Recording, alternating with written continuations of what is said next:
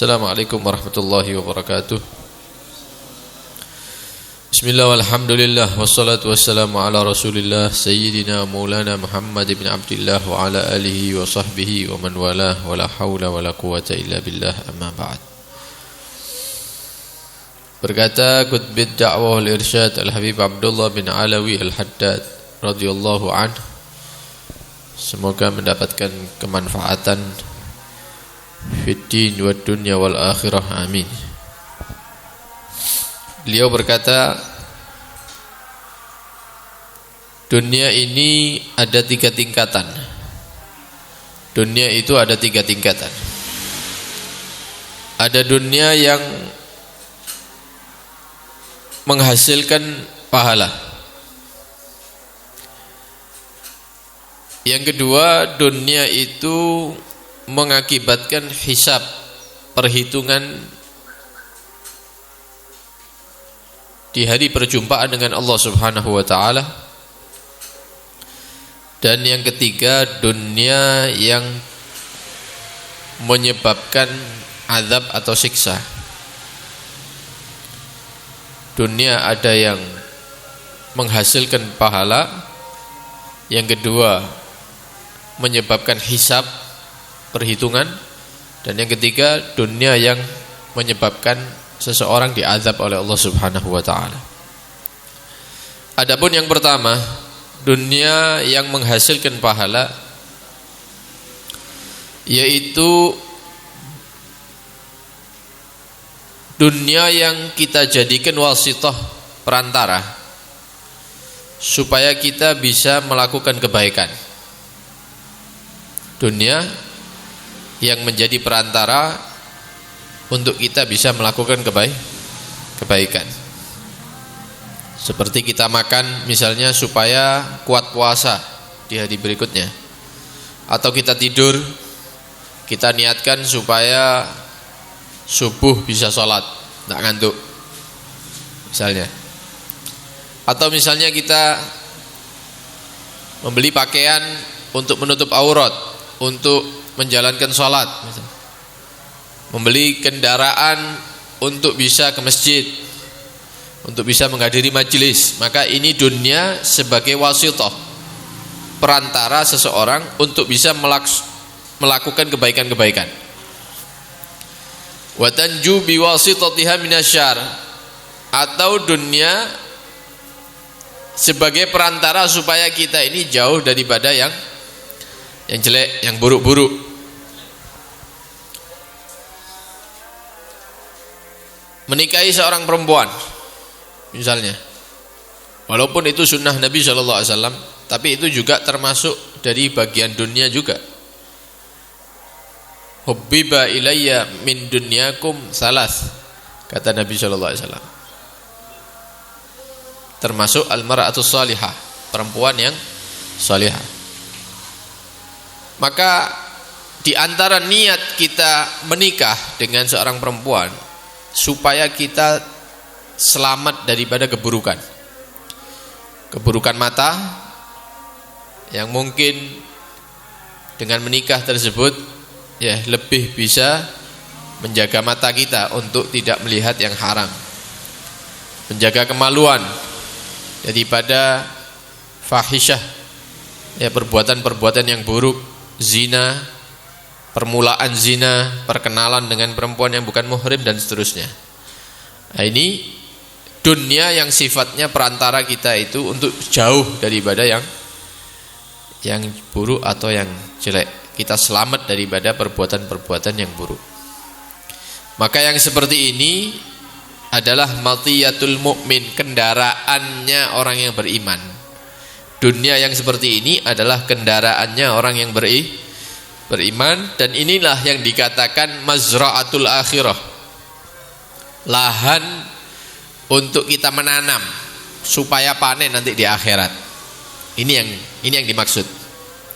Dunia itu adalah ladang bagi kita supaya kita bisa panen nanti di akhirat. Mana? Dunia yang mana? Yang seperti tadi itu.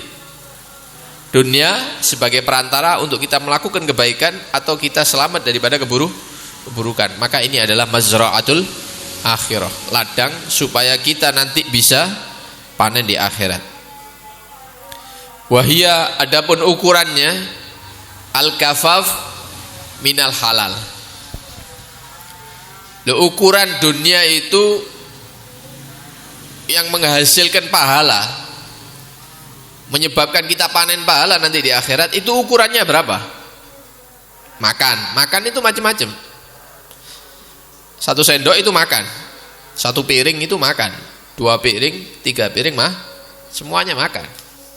Ya, udah bebek telu itu geragas misalnya, ya enggak, tetap makan juga. Nah, ukurannya berapa? Kita dikatakan dunia ini yang menghasilkan pahala. Ukurannya al-kafaf, dianggap cukup. Cukupi sak piro makan? 1 piring ikan, cukup. Enggak berlebihan. Tidur 10 menit tidur, 1 jam tidur, 10 jam tidur sama. Berapa ukurannya? Ya secukupnya. Sehari misalnya 6 jam misalnya. Kalau kita mau bahas orang-orang soleh, tidurnya ya singkat, 1 jam 2 jam sehari. Sisanya untuk dakwah, ngajar, ibadah, baca Quran dan seterusnya. Pakaian ya secukupnya. Semuanya itu secukupnya. Secara umum cukupnya itu berapa? Bukan menumpuk-numpuk pakaian, bukan. Atau membeli pakaian yang harganya mahal. Kendaraan juga seperti itu. Kendaraan juga seperti itu. Cukup al-kafaf tapi minal halal, belinya dari uang yang halal, dari pekerjaan yang halal. Ini kalau ada orang mempraktekkan ini, maka di akhirat tidak ada hisapnya ini. Semuanya nilainya pahala nanti. Dia akan panen pahala. Walaupun dia punya mobil, dia punya baju, dia makan setiap hari, dia tidur, dia menikah, semuanya itu nilainya pahala. Karena sifatnya perantara untuk dia bisa melakukan kebaikan dan selamat daripada keburukan. Ini yang pertama. Yang kedua, dunia yang menyebabkan orang nanti itu dihisap, diperhitungkan oleh Allah Subhanahu wa taala, dihitung. Yaitu yang menyibukkan manusia karena nyari dunia yang seperti itu, dia sibuk daripada ada makmur, melaksanakan perintah-perintah. La tashtagil bisababiha an ada'in makmurin. Dia tidak disibukkan karena sebab mencari dunia tadi itu, tidak sibuk sampai meninggalkan perkara yang diperintahkan. Tetap dia sholat, tetap dia puasa. Wala tartakib fi talabiha amrun mahdzur. Dan ketika mencari dunia yang kedua ini, dia tidak sampai melakukan pelanggaran agama atau yang diharamkan oleh Allah Subhanahu. Jalurnya sudah pas, relnya ini sudah pas. Kerja, sholat, puasa yang wajib-wajib dilakukan. Ada sogoan dan lain-lain dia tidak mau misalnya. Yang haram-haram pekerjaannya tinggal. Wa hadhihi dunya fiha al-hisab at-tawil. Tapi dia mengumpulkan harta. Mobilnya bagus, pakaiannya banyak, makanannya macam-macam, melebihi daripada keperluan. Tapi dia tidak melanggar, melakukan yang wajib, meninggalkan yang diharamkan. Nah, orang yang seperti ini, yang di mata kita ini orang baik, tidak nipu,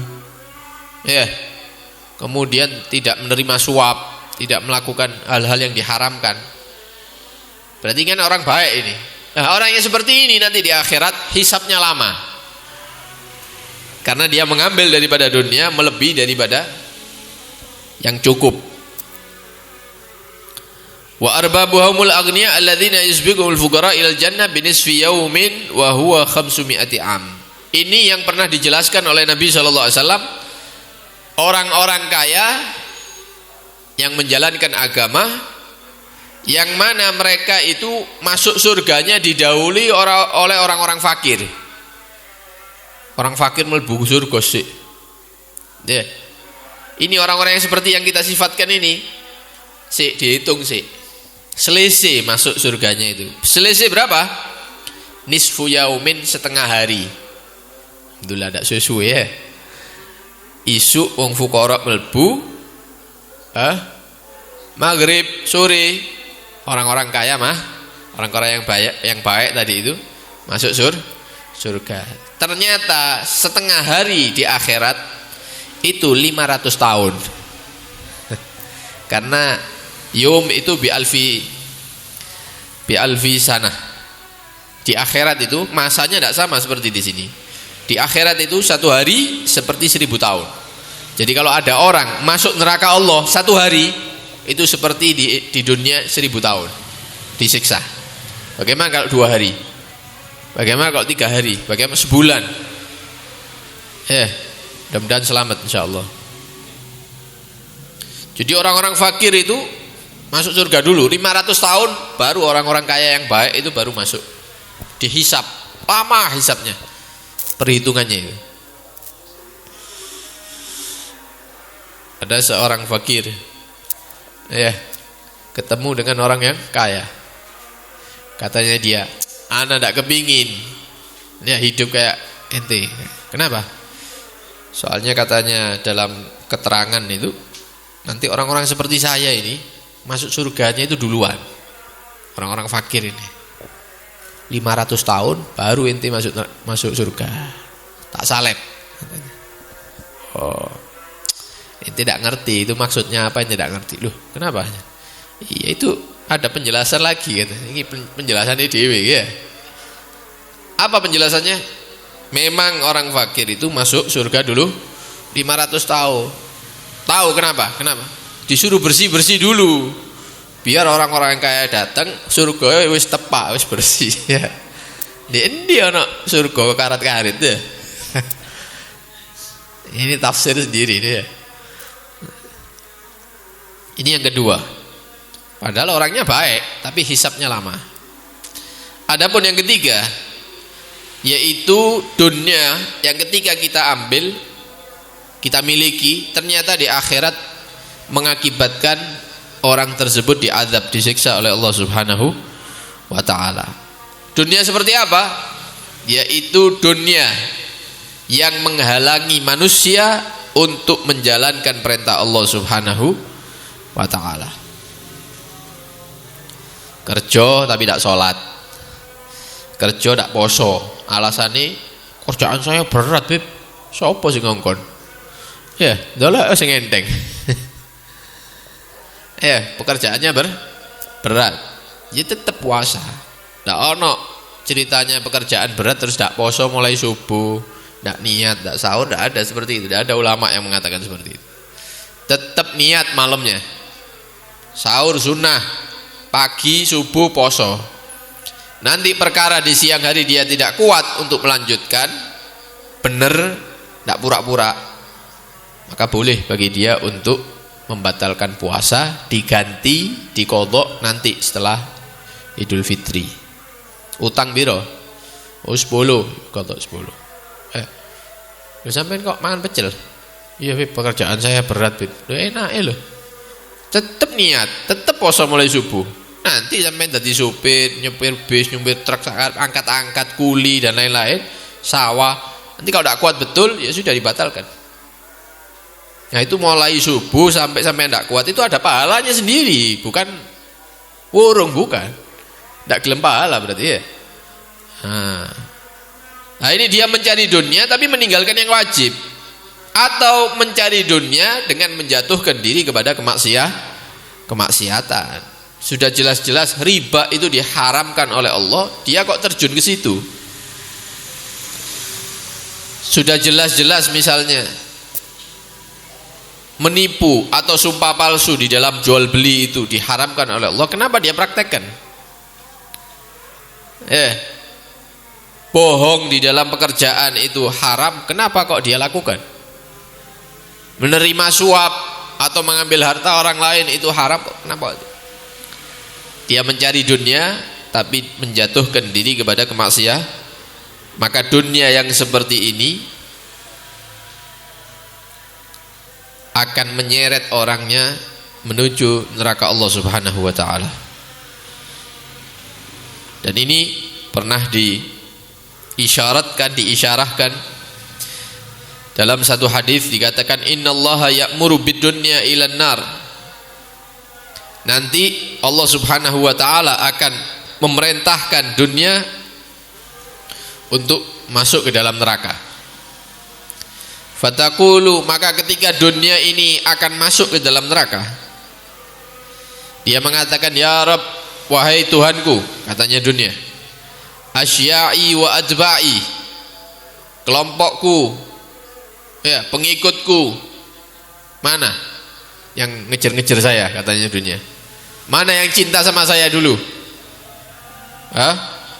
Fayaqulu subhanahu wa ta'ala, maka Allah Subhanahu wa ta'ala menyatakan, alhiqu biha asya'uha wa adba'uha. Kenapa? Ente nyari pecinta-pecintamu dunia, ente nyari ya kelompokmu, orang-orang yang ahli dunia, ya. Ayo malaikat, mana orang-orang yang dulu ngejar-ngejar dunia ini? Mana orang-orang yang dulu cinta sama dunia ini? Ayo kumpulkan sama dunia di nerakaku, kata Allah. Maka orang-orang yang di atas dunia ini, mereka ngejar-ngejar dunia sampai meninggalkan yang wajib, dia cinta dunia sampai dia itu jatuh dalam kemaksiatan, maka di hari itu dikumpulkan sama Allah bareng sama dunia yang dulu dia kejar-kejar, masuk ke dalam neraka Allah Subhanahu wa ta'ala. Karena itu kita mohon kepada Allah Subhanahu wa ta'ala, Allahumma innaka afuwun tuhibbul afwa fa'fu anna. Allah adalah zat yang suka, gemar memaafkan hambanya. Mudah-mudahan kita semuanya dimaafkan oleh Allah Subhanahu wa ta'ala. Amin ya rabbal alamin. Sallallahu alaihi wasallam Muhammad wa alihi wasallam. Walhamdulillahi rabbil alamin. Assalamualaikum warahmatullahi wabarakatuh.